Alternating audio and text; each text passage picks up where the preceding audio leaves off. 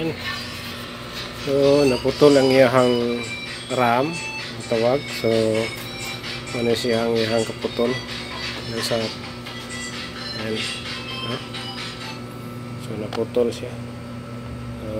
Mao ni ang problema. So isa sa mga cause nga nung maputol na siya,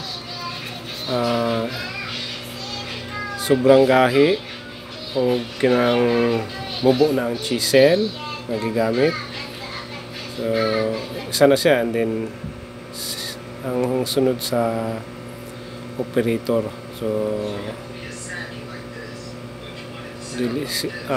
wala kay kuan knowledge ang nag-operate tungod kay ang Hilti manggod nga brand is electro-pneumatic na ni siya.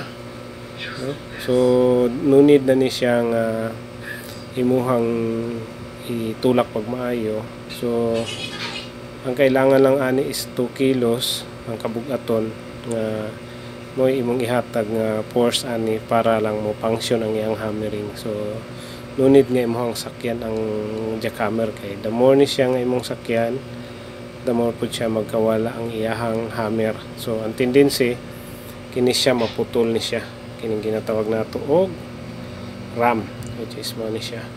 Yan ang kadugtong niya, and then kadugtong niya yan kini. So mo ni ang problema karon mo ni siya. So kailangan nato mag-change og RAM.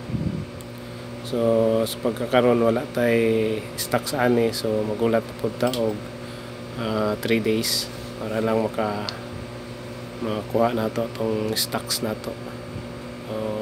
Yan kana lang nya ang iyahang motor condition pa man, so walay problema, pati electronics.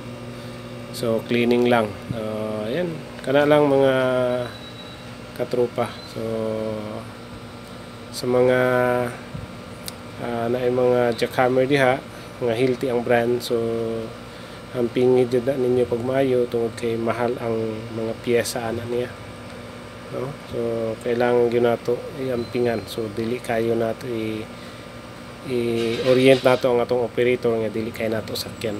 So and then ang chisel always kini siya taas pa man kay ang chisel, so malamang ang problema is nasa operator, and then kung sa ang iyahang paggamit, dawi siya nga mogamit ani nga jackhammer. So yun, so dili man gud siya pareho sa pneumatic, kini man gud siya electro-pneumatic. So lahi ni siya sa pneumatic kay tong pneumatic hangin lang ang gadala ato, so kini siya hangin at the same time electronic, so ang electric.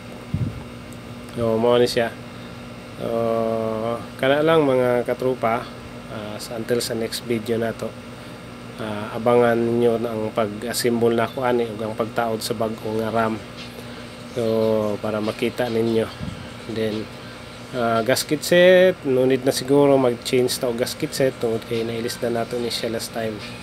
So kana lang siya, ang kayang RAM lang atong ilisdan, so para makatipid pod ang ato ang customer. So ano lang, so hanggang sa next na itong video. Bye bye.